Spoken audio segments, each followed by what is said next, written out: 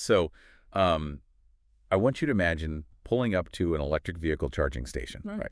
You plug in, and you get over 200 miles of range in like the exact same amount of time it takes you to just pump a normal tank of gas. Right, just a few minutes. Exactly. Just 5 minutes and you're, pulling right back out onto the highway. Or picture this scenario.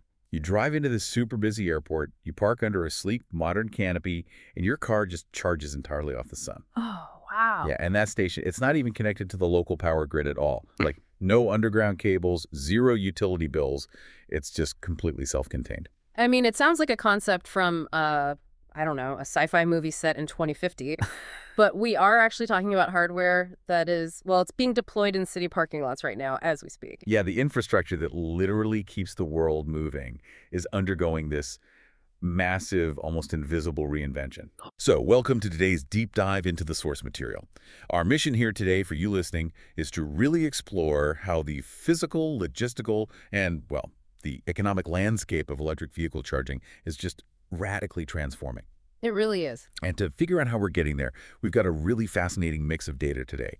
We're pulling from the raw physics detailed in these technical breakdowns of BYD's brand new 1,500 kilowatt flash charging system. Which is just wild, by the way. So wild. And we're also digging into market reports projecting this massive boom in an industry called charging as a service. And then we'll look at the tactical deployment of completely off-grid and mobile power solutions from companies like Beam Global and Udenko. Right, and the overarching theme in all these documents is that the future of EVs, it's grown vastly larger than just, the vehicles themselves. It's now this race to figure out how we bypass the crippling limitations of our current municipal power grids, because they are limited, and how we manage extreme, dangerous levels of heat, and how we are totally, basically from the ground up, reinventing the business model of paying for fuel. Right, because if we want electric vehicles to be a universal reality if they are going to truly phase out the combustion engine for the average driver, the charging experience has to be fast. Oh, absolutely. And, I mean, really fast.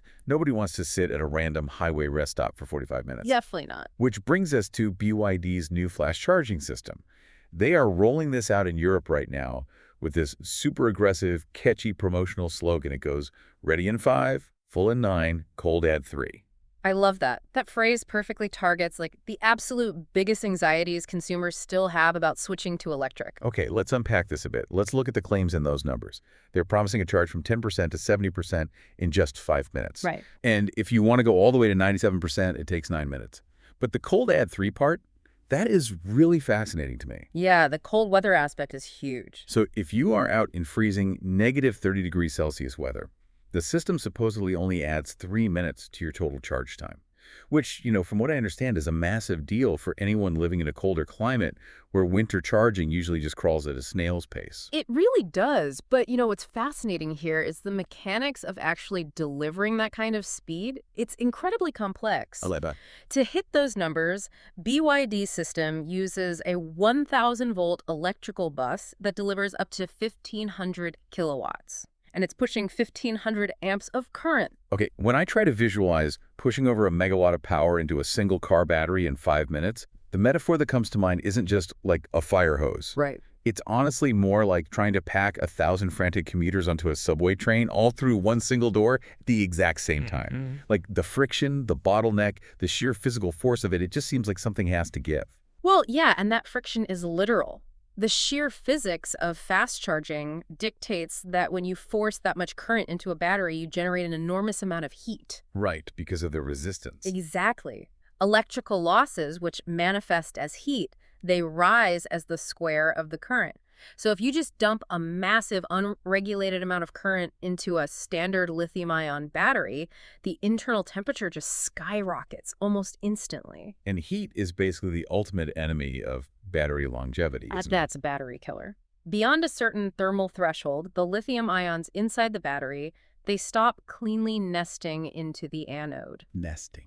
Yeah, the proper technical term for that nesting is intercalation. Okay, intercalation. Right, and when they can't intercalate because the charge is just coming in way too fast, the ions start depositing on the surface of the anode as a solid metal. This is a super notorious phenomenon known as lithium plating. Oh, so it's kind of like plaque building up in an artery over time. That is actually a highly accurate way to look at it, and it gets more dangerous. Yeah. That metallic plaque can grow into these microscopic, jagged spikes called dendrites. And if a dendrite grows long enough, it can literally puncture the internal separator of the battery and cause a catastrophic short circuit. Wow. So this constant tension between charging speed, heat generation, and lithium plating, that's the primary engineering hurdle BYD had to overcome. Which makes sense. And the sources mentioned they are tackling this on the hardware level with their second-generation Blade battery. Right. They're using what they call a flash pass architecture. Yes. But the terminology in the documents gets a little dense here. The breakdown mentions a multi-level cathode for denser packing and an electrolyte that was, quote, optimized by artificial intelligence. Yeah.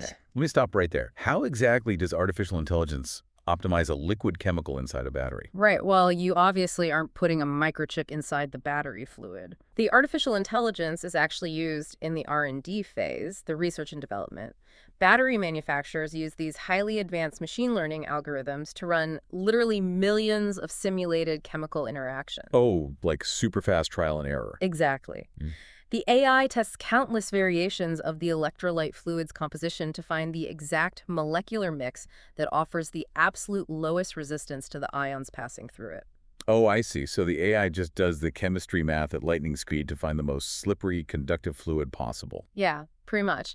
And less internal fluid resistance means less heat is generated in the first place. Combine that with a multi-level cathode, which essentially just means they've restructured the physical material to have way more surface area. So going back to my analogy, giving those subway commuters multiple doors to enter through instead of just one. Exactly. That's a perfect way to look at it. Okay, that makes perfect sense. But I noticed they also paired all this with a 1,000-volt system. Why does the voltage matter so much here?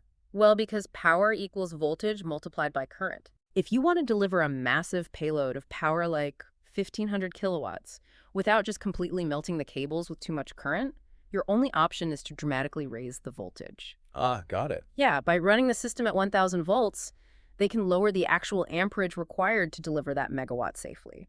Even with AI finding the perfect chemistry and boosting the voltage, this still seems like a violently hot process.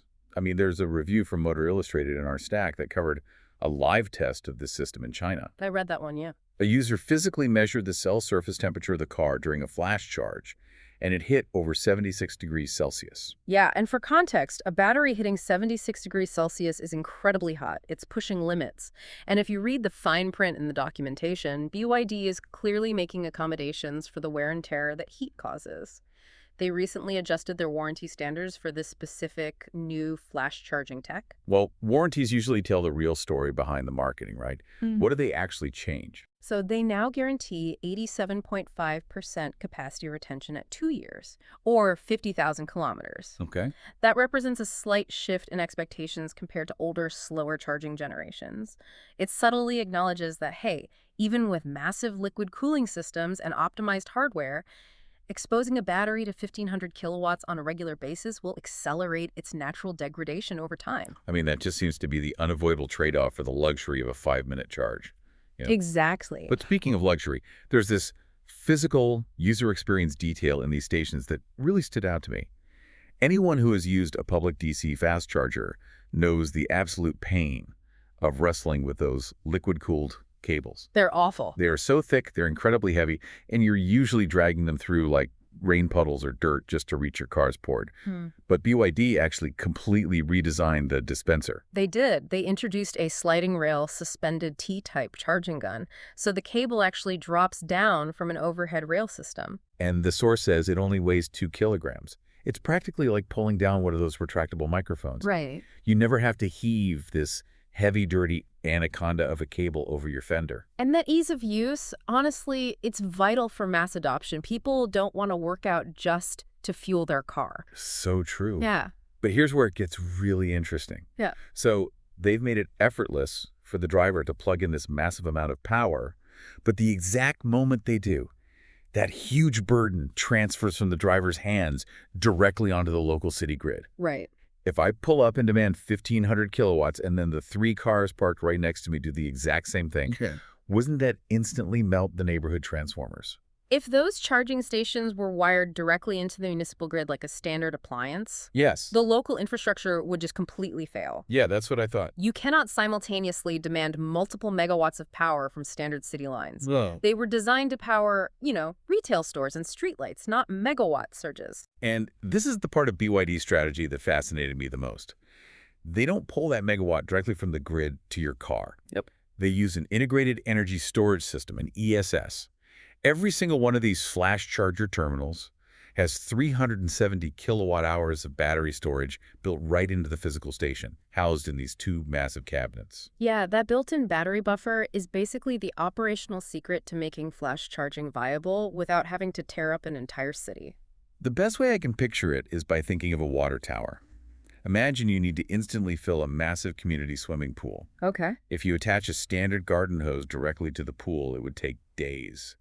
But if you use that garden hose to slowly, continuously fill a massive water tower overnight, when it's finally time to fill the pool, you just open the floodgates on the water tower and dump the water in all at once. That is perfect. The mechanics are identical. The charging station uses its standard connection to the municipal grid to just slowly sip power all day and all night. Like a trickle charge. Right.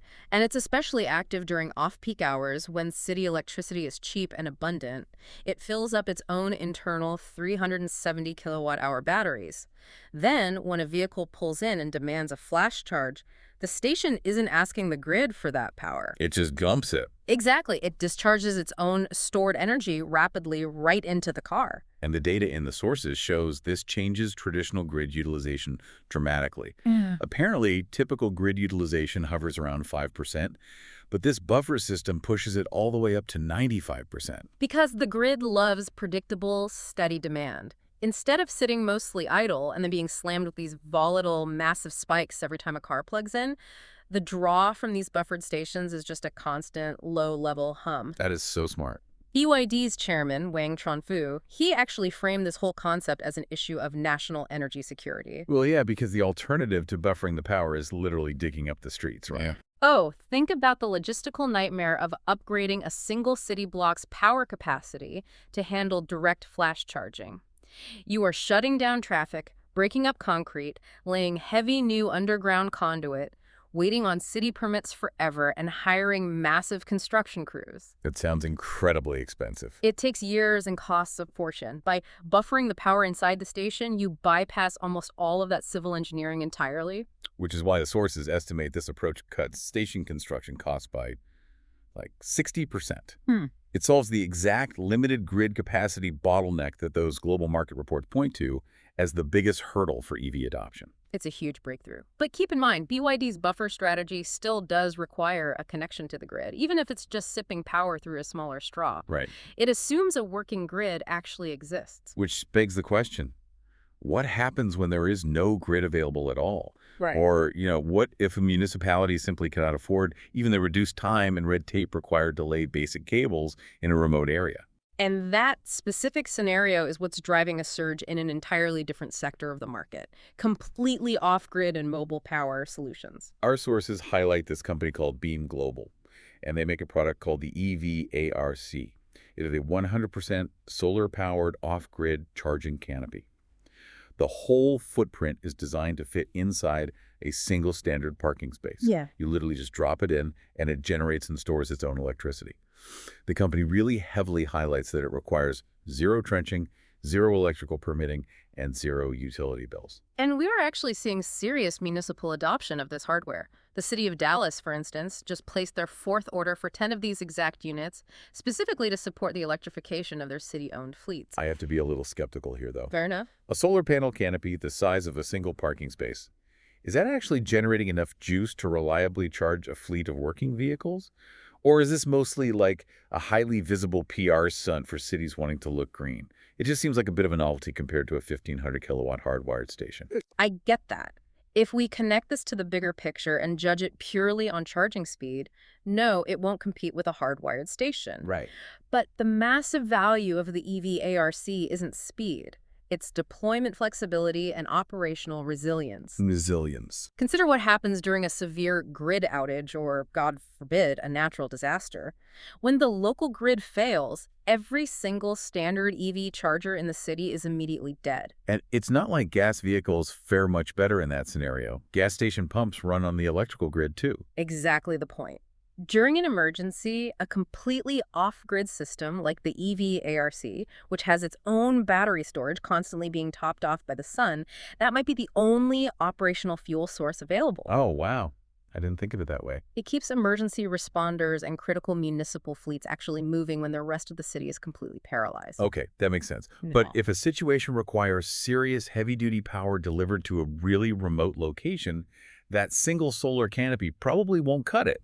And that is where Udenko's DC Mobile Powerhouse comes in. Looking at the specs for this thing in the source documents, it's just wild. It's this enormous, towable mobile unit that delivers 400 kilowatts of charging power, and it holds 350 kilowatt hours of liquid-cooled storage. It's essentially a massive power bank on wheels. It's designed specifically for construction sites, disaster relief zones, and remote infrastructure projects where dragging temporary power lines is just impossible. What caught my eye wasn't just the power output, but how the thing is built. It's armored like a tank. The spec sheet literally lists explosion-proof boards, an integrated aerosol fire suppression system, and a myriad of combustible gas detectors. Well, this safety engineering has to be paranoid at that scale. Yeah, I guess so. You are hitching 350 kilowatt hours of high-density lithium batteries to a truck and dragging it through uneven terrain into potentially hazardous, completely uncontrolled environments. Right, bumpy roads and all that. If physical damage or malfunction causes thermal runaway in a battery that large, you aren't just dealing with a broken charger, you have a massive, self-sustaining chemical fire on your hands. So they basically built it to be indestructible. All of this hardware we are talking about today is incredibly sophisticated. We've got 9-minute flash chargers buffering city grids with internal battery towers. We have these solar drop-ins that completely bypass zoning laws. And we have armored, towable battery banks. Which, naturally, brings us to the elephant in the room. Who pays for all this? Exactly. Who pays for this? Because the capital requirements here are immense. The Market Report on Charging as a Service, or CANA as they call it, notes that installing a single DC fast charger can easily cost anywhere from $40,000 to well over $100,000. And that figure often doesn't even account for the cost of acquiring the actual real estate in a prime location. So what does this all mean? How is any of this economically viable for the companies deploying them? It is viable because the projected demand curve is practically vertical right now. The CAN-IS market is valued at roughly $16.8 billion going into 2025. By 2034, financial models project it will absolutely skyrocket to over $130 billion. That is staggering growth for a utility sector. It is, and the business models capturing that revenue are splitting into a few distinct philosophies. The most common right now is the usage-based model. It functions just like a traditional gas pump. You pay a transparent rate for the exact kilowatt hours you consume. That accounts for about half the current market. But the sources also heavily emphasize the subscription model. Yeah. Companies like Ionity in Europe are taking a very different approach. They are offering packages where a driver pays a fixed monthly membership fee, and in return, they get a massive 50% discount on the electricity they consume at the plug. Right, and that model is entirely engineered to capture the loyalty of frequent drivers. It creates a predictable, recurring revenue stream for the charging operators, which, makes it much easier for them to secure financing to build more stations. That makes a lot of business sense. But if you look closely at the data, the real financial heavyweight driving this infrastructure boom isn't the everyday commuter. Oh. It is commercial fleets. Yeah, I had to read that specific statistic twice in the report. Commercial applications hold over 80% of the market share in the charging as a service sector. Consider the logistics of a huge corporation like Amazon, which has committed to deploying 100,000 electric delivery vans, or major logistics players like FedEx. If you are managing a fleet of 10,000 vehicles, you do not want to become an energy utility company. No way. You don't want to deal with the upfront capital expenditure of buying transformers, navigating city permits, and hiring maintenance crews. You want to shift that from a massive capital expense to a predictable operating expense. Precisely. They buy charging as a service. They pay a third-party provider a set rate to handle all the grid integration, the software management, the hardware maintenance, and the actual power delivery. It really feels like the century-old business model of the corner gas station is just being completely dismantled. Oh, entirely. And the most surreal example of this shift is what Beam Global is doing at the Belgrade airport in Serbia. The source says they dropped their solar-powered EV ARCs right into the prime spots in the parking lot. But the drivers who plug in, they don't pay a single dime for the electricity. It's completely free to the end user because the entire station is funded by a corporate sponsorship. Yeah, Globus Osiguranje, which is this major insurance company, is sponsoring the chargers. Because the EV ARC is entirely off-grid, Beam Global doesn't have a monthly utility bill from the city. Right. The fuel literally costs them nothing once the solar panels are deployed. So the insurance company pays Beam Global a fee for the massive branding and visibility right at the airport. Beam Global gets a steady, recurring annuity stream, and the driver gets to fill up their car for completely free. An insurance company is essentially paying for your gas. It's brilliant. And this raises an important question about who the real winners are in the EV transition. For 100 years, the undeniable winners were oil conglomerates and the owners of retail gas stations. But look at the internal economics BYD is projecting for their flash charging stations. According to their modeling, a single station can yield between 5,000 to 8,000 yuan in daily revenue. After they account for the cost of electricity, hardware depreciation, and land leasing, the projected payback period on their initial investment is just 2.5 to 3 years. Wow. Achieving a 3-year payback on major heavy infrastructure is basically a gold rush. It really is. The financial winners of the next decade won't just be the automakers. It will be the third-party operators, the commercial fleet managers, and the brands that figure out how to creatively monetize the physical space and the time you spend charging your vehicle. The entire economic ecosystem is pivoting from the extraction of a physical commodity out of the ground to the intelligent, localized management of electrical flow. It is just a profound shift. We started this deep dive looking at the modern anxiety of slow, grid-dependent charging, and we've uncovered how the industry is actively leapfrogging those limitations right now. We are seeing 9-minute flash charges powered by AI-optimized chemistry, massive battery towers that buffer and protect the local city grid, 100% solar drops that bypass the need for construction permits entirely, and free fill-ups sponsored by corporate marketing budgets. The true innovation of the EV era isn't just found in the chemistry of the car's battery. It's found in the logistics and economics of how that power is actually delivered. So, to you, the listener, the next time you plug a device into a wall or you just walk past an EV charger sitting quietly in a grocery store parking lot, I want you to look a little closer. Beneath that sleek plastic shell is an invisible, incredibly high-stakes world of thermal physics and evolving economics working at lightning speed to keep the world moving. And I want to leave you with one final thought to mull over. We've discussed how BYD is putting massive 370 kilowatt-hour storage batteries inside the charging stations to protect the city grid. Right. And we know from the flash charging data that the vehicle batteries themselves are becoming robust enough to safely absorb and handle 1,500 kilowatts of power. So, if the cars can handle that kind of load, how long until the vehicles themselves become the infrastructure? What do you mean? Well, how long until our electric cars become a decentralized, interconnected fleet of mobile power plants capable of plugging into our homes and businesses and totally replacing the traditional centralized utility grid we rely on today? Man, imagine that. Plugging your car into your house and powering your entire life in the exact same time it takes to pump a tank of gas.